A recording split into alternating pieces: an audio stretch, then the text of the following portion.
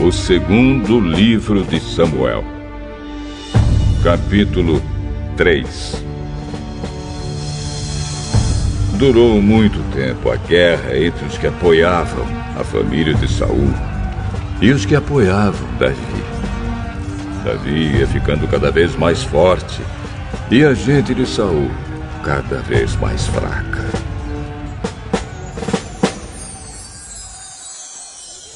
Os filhos de Davi, que nasceram na cidade de Hebrom, são estes.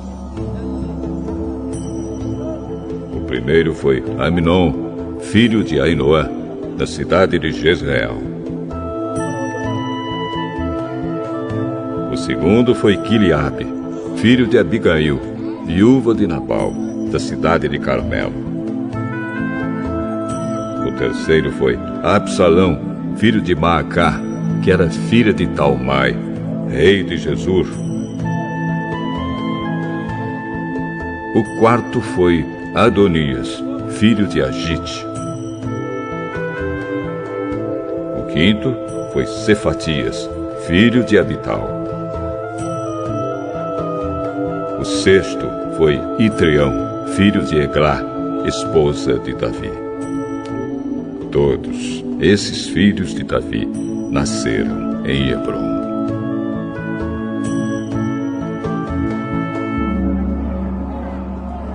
Enquanto continuava a luta entre os que apoiavam a família de Saul e os que seguiam Davi, Abner ficava cada vez mais poderoso entre a gente de Saul.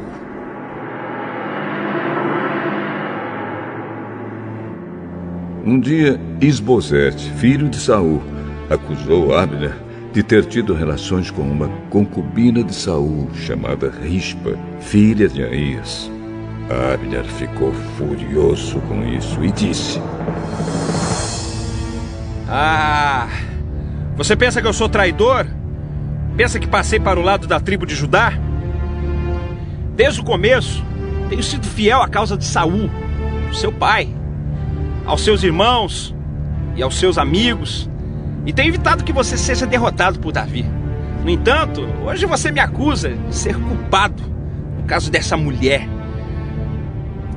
O Senhor Deus prometeu a Davi que tiraria o reino de Saul e dos seus descendentes, e que tornaria Davi rei, tanto de Israel como de Judá, para governar o país inteiro. Que Deus me mate se eu não fizer que isso aconteça.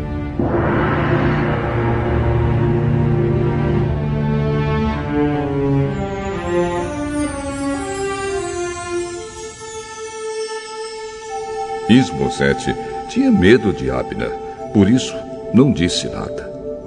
Naquela época, Davi estava na cidade de Hebrom e Abner lhe mandou mensageiros com o seguinte recado: Quem vai governar esta terra? Faça um acordo comigo, e eu o ajudarei a levar todo o povo de Israel para o seu lado. Davi respondeu: Muito bem, eu farei um acordo com você, porém com uma condição. Quando vier falar comigo, você vai me trazer Mical, filha de Saul. Então Davi mandou alguns mensageiros dizerem a Isbosete: Entregue-me a minha esposa Mical. Eu paguei 100 prepúcios de filisteus para ter o direito de casar com ela. Então Isbosete mandou tirá-la do seu marido Paltiel, filho de Laís. Paltiel seguiu-a, chorando pelo caminho, até chegarem à cidade de Bauri. Aí Abner lhe ordenou: Volte para casa. E ele voltou. Então Abner foi falar com os líderes de Israel.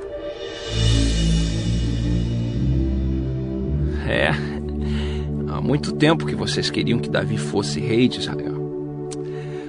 Esta é a hora de agir. Lembrem que o Senhor disse: Eu usarei o meu servo Davi para salvar Israel, o meu povo, tanto dos filisteus como de todos os outros inimigos. Abner falou também com o povo da tribo de Benjamim. E depois foi a Hebrom para contar a Davi o que o povo de Benjamim e o povo de Israel tinham resolvido. Abner, com 20 homens, foi a Hebrom para se encontrar com Davi. E este lhe ofereceu uma festa. Abner disse a Davi: Eu irei agora e conquistarei todo o povo de Israel para o Senhor. E eles o aceitarão como rei. Aí o Senhor terá o que desejava e governará o país inteiro. Então Davi deixou Abner ir embora em paz.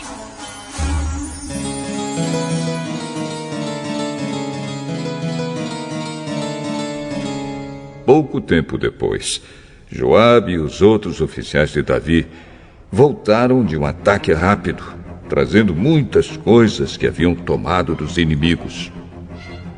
Mas Abner não estava mais em Hebrom com Davi, porque este já o havia deixado ir embora em paz.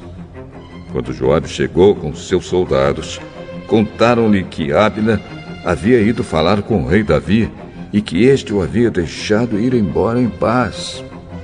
Então Joabe foi falar com o rei.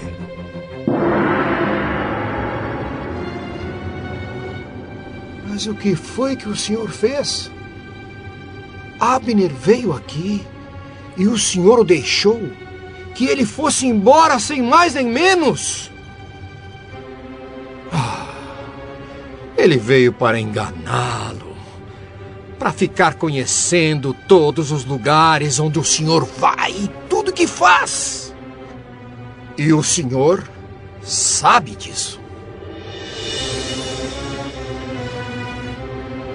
Logo que saiu de perto de Davi, Joabe mandou mensageiros atrás de Abner.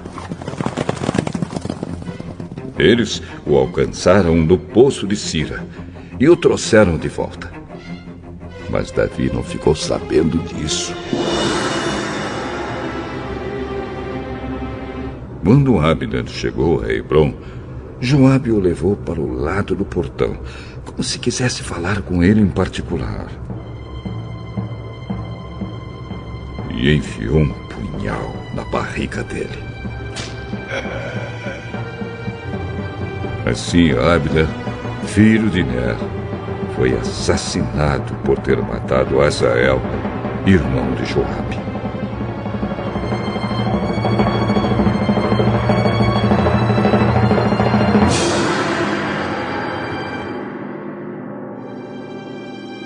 Quando soube disso, Davi disse: O Senhor Deus sabe que eu e os meus seguidores não temos nenhuma culpa no assassinato de Abner. Que o castigo por esse crime caia sobre Joabe e toda a sua família. Que nunca faltem na sua família homens que tenham gonorreia ou lepra, ou que sejam capazes de fazer somente trabalho de mulher, ou que sejam mortos em batalha, ou que não tenham o que comer. Assim, Joabe e o seu irmão Abisai assassinaram Abner, porque ele havia matado Asael, o irmão deles, na batalha de Gibeão. Então Davi mandou que Joabe e os seus soldados chorassem por Abner e que, em sinal de tristeza, rasgassem suas roupas e vestissem roupas de luto. E no enterro, o próprio rei Davi ia caminhando atrás do caixão. Abner foi sepultado em Hebrom. E o rei chorou alto perto do seu túmulo. E todo o povo fez o mesmo. E Davi fez esta lamentação para Abner.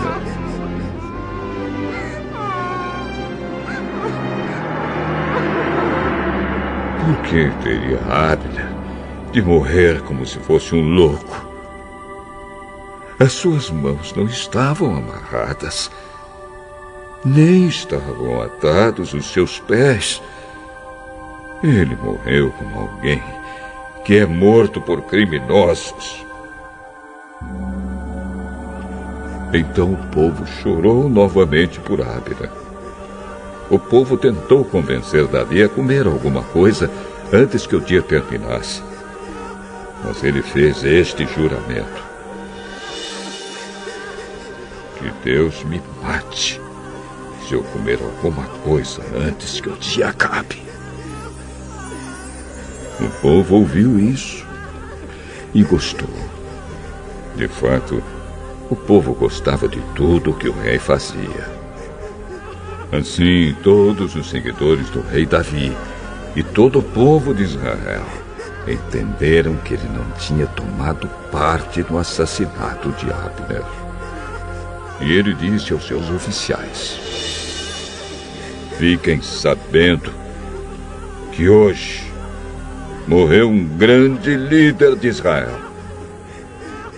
Embora eu seja o rei escolhido por Deus, hoje me sinto fraco.